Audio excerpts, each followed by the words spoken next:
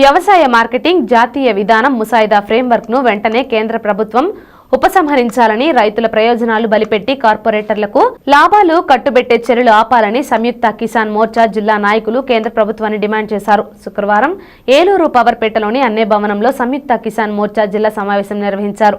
ఈ నెల 23న సంయుక్త కిసాన్ మోర్చా దేశవ్యాప్త పిలుపు మేరకు వ్యవసాయ మార్కెటింగ్ జాతీయ విధానం ముసాయిదా పత్రాలను దగ్ధం చేసి నిరసన కార్యక్రమాన్ని నిర్వహించాలని ఈ సమావేశం నిర్ణయించింది.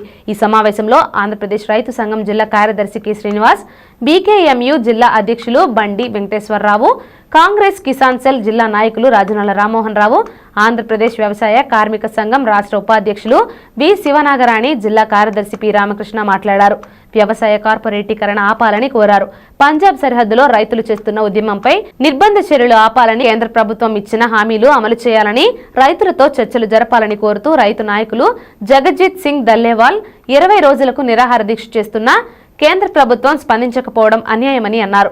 ఆయన దీక్షను విరమింపచేయాలని కోరారు. ఈ నెల 23న జిల్లా వ్యాప్తంగా నిరసన కార్యక్రమాలు చేపట్టాలని, రైతులు, వ్యవసాయ కార్మికులు, కౌలు రైతులు, కార్మికులు అధిక సంఖ్యలో పాల్గొనాలని కోరారు. ఆంధ్రప్రదేశ్ రైతు సంఘం ఏలూరు జిల్లా కార్యదర్శి ఈ నెల 23వ తారీఖు ప్రధానంగా ఇవాళ కేంద్ర మోడీ ప్రభుత్వం తీసుకొచ్చిన 3 వ్యవసాయ నల్ల చట్టాలకు వ్యతిరేకంగా ఢిల్లీలో రైతులు, దేశవ్యాప్తంగా రైతాంగం పెద్ద ఎత్తున పోరాటం చేసిన ఫలితంగా ఇవాళ రైతాంగానికి క్షమాపణ చెప్పి ఇవాళ చట్టాన్ని రద్దు చేయడం జరిగింది.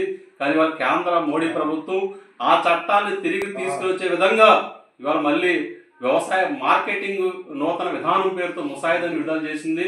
ఈ ఫ్రేమ్వర్క్ చూస్తే కనుక మళ్ళీ తిరిగి ఆ 3 వ్యవసాయ నల్ల చట్టాలని ఇవాళ అమలు చేసే పద్ధతిలోనే కేంద్ర ప్రభుత్వం ఈ చట్టాలు ఉన్నాయి. అంతేకాకుండా ఈరోజు ఢిల్లీలో పెద్ద ఎత్తున పంజాబ్ సరిహద్దులో శంభు బార్డర్లో పెద్ద ఎత్తున ఆందోళన చేస్తూ ఉంటే రైతుల మీద బాష్పవాయు ప్రయోగించడం, లాఠీ చార్జీలు చేయడం చాలా దుర్మార్గం అని చెప్పేసి మేము ఖండిస్తా ఉన్నాం.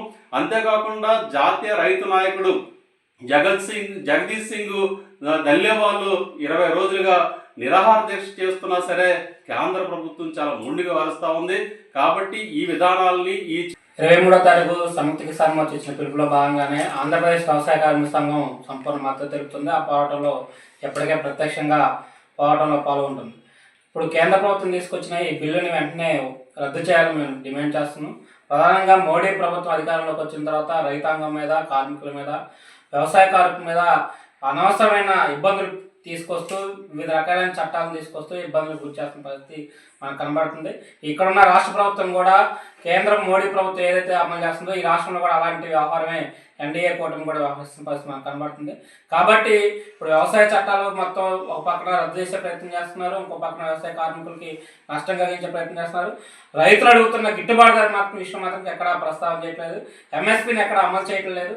కేంద్ర ప్రభుత్వం రైతులకు సంబంధించిన వ్యవసాయాన్ని కార్పొరేటీకరణ చేసే దిశలో భాగంగా వ్యవసాయానికి సంబంధించిన మార్కెట్ ముసాయిదా జాతీయ ముసాయిదా బిల్లు తీసుకోవడం జరిగింది. ఆ బిల్లును తక్షణమే ఉపసంహరించాలని కోరుతూ ఈ నెల 23వ తేదీన సంయుక్త కిసాన్ మోర్చా నిరసన కార్యక్రమం పిలుపుకోవడం జరిగింది.